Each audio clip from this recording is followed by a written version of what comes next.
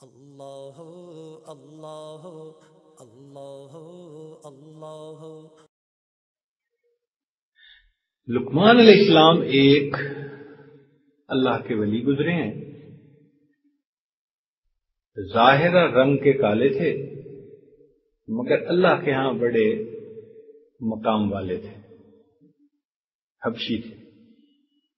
میری ان کی بستی کے لوگوں سے ملاقات ہوئی، جس بستی میں وہ رہتے تھے۔ وہ شہر ابھی تک ہوگا اسی نام کے ساتھ۔ بہرحال وہ حبشی تھے، یعنی کالے تھے رنگ کے۔ توحید-سنت.com وہ اپنے بچے کو نصیحتیں کرتے تھے، اور ان کی نصیحتیں اللہ تعالیٰ کو اتنی اچھی لگیں کہ سورت لقمان اور اس میں ان کی بچے کو نصیحتوں کو قرآن مجید کا حصہ بنا دیا۔ کتنی اللہ کو پسند ہوتی ہوں گی وہ چیزیں۔ انہوں نے اپنے بچے کو ہزاروں نصیحتیں کی۔ بعض کتابوں میں تو 6000 لکھی ہوئی ہیں، بعض میں 4000 لکھی ہوئی ہیں۔ چلیں 4000 ہی سمجھ لیتے ہیں ہم مثال کے طور پر۔ تو ایک موقع پر انہوں نے اپنے بچے سے ایک بات کی جو آج آپ کو سنانی ہے۔ فرمان لگے کہ بیٹے، میں نے 4000 نصیحتوں میں سے 4 کو تمہارے لیے چن لیا۔ کیوں جی؟ کتنے میں سے کتنے کو چن لیا؟ 4000 میں سے 4 باتوں کو تمہارے لیے چن لیا۔ وہ میری سب نصیحتوں کا لب لباب ہے۔ تو بھئی اہم باتیں ہوں گی نا۔ تو بیٹے نے پوچھا کہ ابو وہ کون سی؟ فرمایا احفظ 40 فی 40۔ 4 موقعوں پر 4 چیزوں کی حفاظت کرنا۔ 4 موقعوں پر 4 چیزوں کی حفاظت کرنا بیٹے۔ پہلی بات فرمایا احفظ عینیک فی بیوت الناس۔ جب لوگوں کے گھروں میں جاؤ تو اپنی آنکھوں کی حفاظت کرنا۔ یہ اس دور کے حساب سے کہا گیا، کیونکہ اس دور میں جب لوگ آتے جاتے تھے کسی کے ہاں مہمان، تو اس آنے جانے میں بے پردگی کا بھی ڈر رہتا تھا۔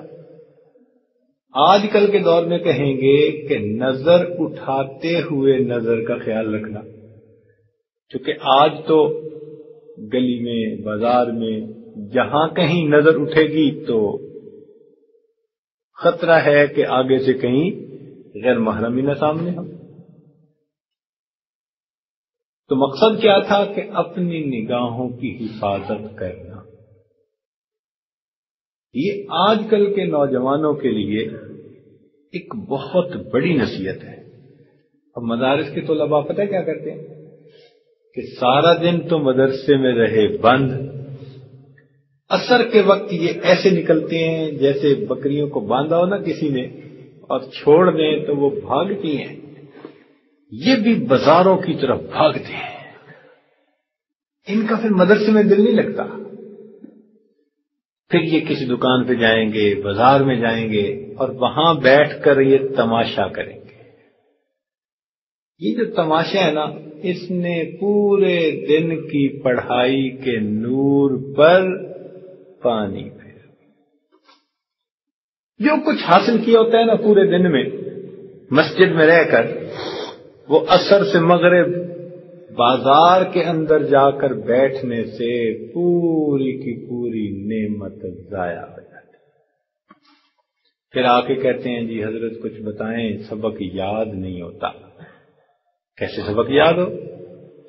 جہاں عصیان ہوگا وہاں نسیان ہوگا۔ جہاں عصیان ہوگا وہاں نسیان ہوگا۔ پھر سبق یاد کرتے ہیں، سبق یاد نہیں ہوتا۔ اس گناہ کی ظلمت سامنے آتی ہے۔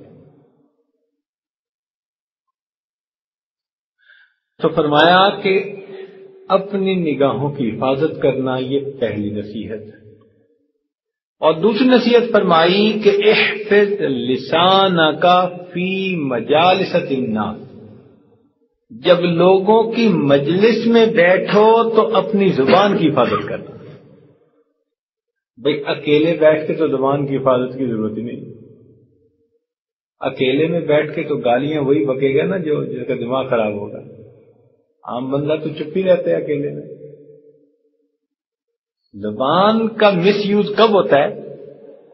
لوگوں کی مجلس میں، جب 1 سے 2 ہوتے ہیں، 2 سے 3 ہوتے ہیں، پھر زبان کا برا استعمال شروع ہوتا ہے، کسی کی غیبت کی، چغلی کی، بہتان باندھا، کیا کیا؟ تو فرمایا کہ لوگوں کی مجالس میں بیٹھ کر کس کی حفاظت کرنا؟ زبان کی حفاظت کرنا۔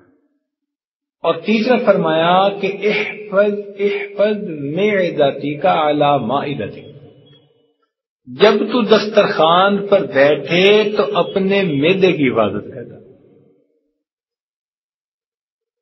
اس لیے کہ دسترخوان پر بیٹھ کر انسان جو کھاتا ہے وہی اس کی صحت ہوتی ہے۔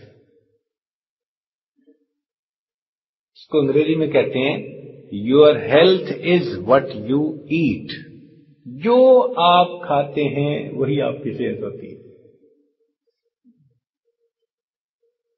اور آج کل کے نوجوانوں کو تو کھانا اچھا نہیں لگتا، ان کو فاسٹ فوڈ اچھا لگتا ہے، چپس کھائیں گے، پتہ نہیں کیا کیا الٹی سیدھی چیزیں بن گئی ہیں نئے دور کی، یا اللہ۔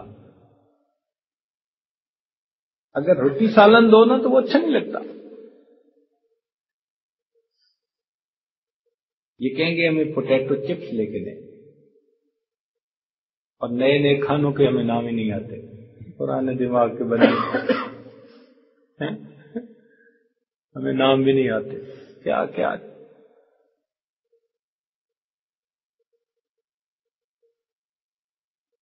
تو فرمایا کہ بیٹے دسترخوان پر اپنے معدے کا خیال رکھنا۔ اور چوتھی بات فرمائی کہ بیٹے احفظ قلبک فی الصلاۃ، جب نماز پڑھنے کا وقت ہو تو اپنے دل کی حفاظت کرنا کہ دل میں وساوس کوئی نہ آئے۔ اور واقعی جب بندہ نماز پڑھنے کھڑا ہوتا ہے نا تو ایسی ایسی باتیں یاد آتی ہے جو آگے پیچھے یاد ہی نہیں آ سکتی۔ ایک بندہ کہیں پیسے رکھ کے بھول گیا، یعنی خزانہ کہیں دبا کے بھول گیا، اب اسے یاد ہی نہیں آتا تھا، تو وہ آیا امام اعظم ابو حنیفہ رحمۃ اللہ علیہ کے پاس، ماشاءاللہ وہ تو اتنے ذہین تھے کہ کیا بات ہے، کہنے لگا حضرت مجھے یاد ہی نہیں آ رہا میں نے کہاں رکھا، تو میں 2 رکعت نفل پڑھ۔